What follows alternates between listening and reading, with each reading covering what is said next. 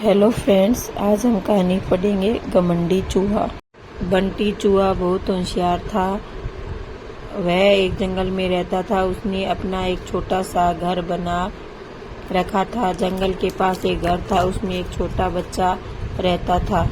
बंटी चूहा एक जूते को घसीट कर अपने घर के नीचे ले आता है। दूसरा जूता लाने की उसकी हिम्मत नहीं थी, इसलिए वह उसे ही साफ करके उसमें सोने का बिस्तर बना लेता है, फूलों से सजाता है और बंटी बहुत खुश रहता था।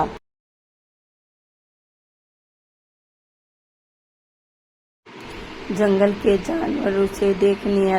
जानवर जब उसको देखने आते तो बंटी चूहा बहुत नखरे में अपने जूते पर चढ़कर बैठ जाता था। एक दिन नटखट कबूतर बंटी से मिलने आया। नटखट कबूतर: बंटी भाई, बहुत सुंदर घर सजाया है और इस जूते ने तो 4 चांद लगा रखे हैं। बंटी चूहा: सुन भाई, नजर मत लगा, बहुत मुश्किल से घर सजाया है। तुम जैसों की नजर लगी तो यह खराब हो जाएगा। नटखट कबूतर: भाई, मैं तो तुम्हें बधाई देने आया था, लेकिन लगता है तुम्हारा घमंड तो 7वें आसमान पर है। बंटी चूहा: मुझे किसी की बधाई की जरूरत नहीं है। मैं जानता हूँ तुम सब मुझसे जलते हो क्योंकि तुम बाहर सर्दी झेलते हो और मैं इस जूते में घुसकर आराम से सो जाता हूँ। नटखट कबूतर बिना कुछ कहे उड़कर वापस चला जाता है।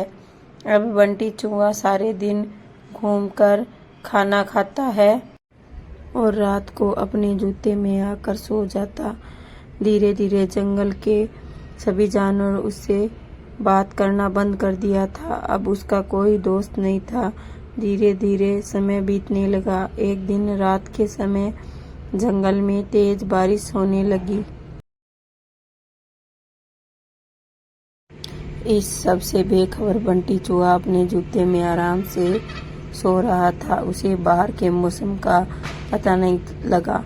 बारिश का पानी बढ़ने लगा। जूते से बाहर निकलना चाह रहा था, लेकिन जूता इतना लंबा था कि वह बाहर नहीं निकल पा रहा था। बारिश का पानी बढ़ने लगा। जूते के तले में एक सुराग था, जिसे पानी जूते में भरने लगा। कुछ ही देर में बहुत सारा पानी जूते में भर गया, लेकिन तभी बंटी चूहे की नींद खुली। लेकिन तब तक बहुत देर हो चुकी थी। पानी बढ़ता ही जा रहा था। उसे लगा कि वह अब मर जाएगा। बंटी चूहा जोर जोर से चिल्लाने लगा, लेकिन बारिश की आवाज में किसी ने उसकी आवाज नहीं सुनी। बंटी चूहे को अपनी मौत का खौफ साफ नजर आ रहा था। अब वह जोर जोर से उछलते उछलते वह जूते से बाहर निकलना चाह रहा था, लेकिन जूता इतना लंबा था कि वह बाहर नहीं निकल पा रहा था। इधर दूर एक घोंसले में नटखट कबूतर अपने बच्चों के साथ बैठा था।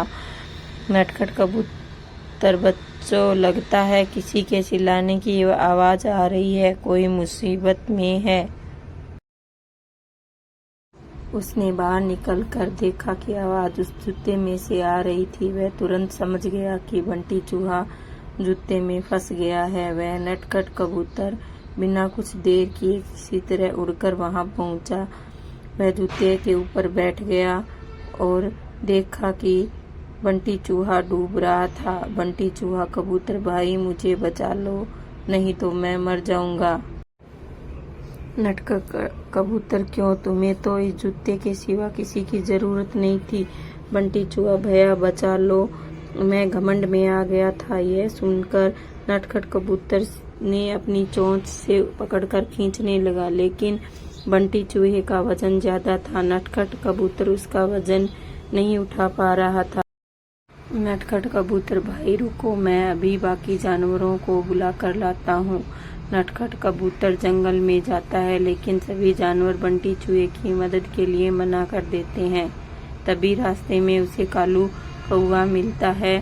वह उसके पास साथ आ जाता है। दोनों मिलकर बंटी चूहे की टांग पकड़कर कुएं में दबाकर उड़ जाते हैं और उसे ऊपर बने घर में रख देते हैं। बंटी चूहा अपने किए पर बहुत पछताता है। अगले दिन वह जूते को खींचकर उल्टा कर देता है और उससे उसका पानी निकल जाता है। फिर उसे घसीटकर वह नदी में फेंक देता है। यह देखकर नटखट, कबूतर और कालू कौवा बहुत खुश होते हैं। फिर बंटी चूहा सब जानवरों के पास जाकर माफी मांगता है। इस कहानी से हमें यह सीख मिलती है कि कभी किसी चीज का घमंड नहीं करना चाहिए। Thank you for watching. Please channel को subscribe, like, comment and share करना। Thank you friends, most welcome.